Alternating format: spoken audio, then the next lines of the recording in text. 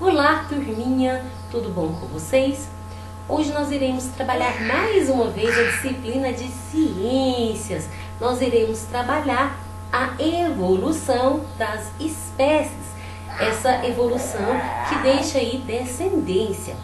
Primeiramente, nós temos que compreender que essa evolução dos seres vivos ocorre por algumas assimilações de características, algumas aquisições de características que vão ajudar na sobrevivência, na camuflagem, no melhor ataque, numa melhor defesa e também, como ocorre na seleção artificial, melhor aparência, como é o caso dos pets. Então, galerinha, nós temos que entender que existem dois tipos de seleção. Existe a seleção natural, existe a seleção artificial. A seleção natural, ela veio em cima dos estudos, das observações do estudo do grande pesquisador chamado Charles Darwin. Charles Darwin, juntamente com Alfred Rousseau, eles estudavam espécies de gafanhoto. E eles começaram a observar 4 pontos interessantes. O primeiro ponto é que os gafanhotos da mesma espécie, são animais comuns, eles, mesmo sendo da mesma espécie, podem apresentar características diferentes. Então, o primeiro ponto que eles observaram foi isso. Olha, seres da mesma espécie têm características diferentes. O segundo ponto que eles observaram é que essas características diferentes, elas ajudam na adaptação. Ou seja, o que seria essa adaptação? Adaptação são vantagens dadas pelo meio ambiente ao longo dos anos, que vai dar vantagem de sobrevivência e de reprodução para aqueles que melhor tiverem um melhor desempenho naquele ambiente, estiver mais adequado àquele ambiente. Então, o terceiro ponto que eles observaram é que as características são passadas de pais para filhos, ou seja, se nesse processo houve uma adaptação, um ser vivo, ele criou características que fosse melhor para ele viver em determinado ambiente, a sua próxima geração, ela irá ter essa mesma característica, ela irá herdar essa característica.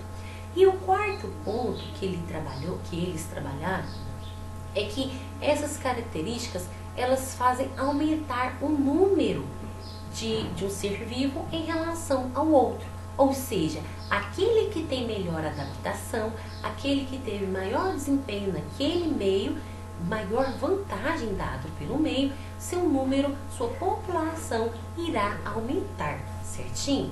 Então, ao observarmos essa situação, podemos falar que a seleção natural, ela ocorre de maneira propícia ao ambiente, onde os animais vão criando resistências e características que vão ajudar os seus descendentes a viverem melhor e mais tempo. E essa seleção, ela não tem interferência do homem, ao contrário da seleção artificial. A seleção artificial, ela já é manipulada pelo ser humano. Não precisa necessariamente ser dentro de um laboratório. Nós sabemos que hoje existe estudo de genes que o ser humano manipula e que cria-se características próprias para que eles possam desfrutar mais de alguns benefícios. Esse cara aqui, Darwin, que é o cara, ele determinou que essa evolução artificial, ela é feita quando os fazendeiros, eles observaram que eles poderiam estar manipulando tanto os vegetais como os animais. Então nós temos aqui os animais selvagens, como é o caso do porco selvagem, em que os seres humanos, os fazendeiros, eles buscaram nesses animais uma forma de fazer o cruzamento, tirando a sua cria, que tinha características mais próprias do que eles precisavam, mais voltada à sua necessidade, e foram evoluindo até chegar no porco doméstico que nós temos hoje. Então nós temos aqui também a questão dos vegetais. Observem que os vegetais, o ser humano plantou um vegetal e esse vegetal, ele vai deixar várias descendências. Algumas características, a maioria com as características muito parecidas com dos pais, só que outras não tão desejadas. E outras interferências, outras anomalias, outras evoluções vão ser favoráveis ao que o homem produz. Ou seja, folhas mais doces, mais fartas, mais cheias e mais resistentes. Provavelmente os fazendeiros vão pegar essa plantinha que nasceu melhor e dela vai tirar a sua descendência, vai tirar sementes para fazer plantio futuros. E dessa melhoria vai surgir uma nova demanda de plantas, e dessa demanda ele irá tirar melhor, que irá reproduzir novamente, fazer um novo plantio, e assim vai estar chegando a uma planta, a um vegetal de melhor consumo, com folha mais doce, e a descendência que ele terá na sua plantação é somente desse vegetal, ou seja, ele buscou lá naquele vegetal inicial a melhoria, e hoje a sua plantação vai ter as características fundamentais dessa evolução manipulada que ele fez desse vegetal. É interessante a gente saber que alguns alimentos vieram originários de apenas uma planta, que é o caso, né, do brócolis, da couve-flor, da couve de bruxela, até mesmo o repolho. Eles surgiram de uma única planta silvestre, que foi dando origem a vários alimentos, porque ao longo do tempo, fazendeiros em determinados locais do mundo foram pegando essa planta silvestre e manipulando da forma que eles mais desejavam.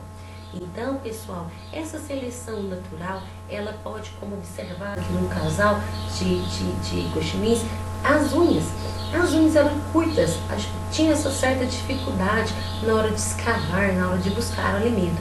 E quando encontrou um animal com uma característica diferente, melhorada, houve um cruzamento. Na sua descendência vai ter essa variedade. E ao longo do tempo, essa característica primordial, que são das unhas maiores, vão ser passadas e vão se tornar predominantes. Certinho? Como a gente observa na camuflagem, esse aqui dos besouros, ele assimila muito a teoria de Charles Darwin e de Alfred Rousseau, onde os animais verdes eles se misturam ao meio ambiente, enquanto os marrons ficam visíveis. Ali, o predador vai comer o que ele consegue enxergar, e os que camuflaram vão ficando mais tempo vivo, tendo aí uma vantagem. E esses que têm as características mais vantajosas vão se reproduzir e deixar descendentes com essas características.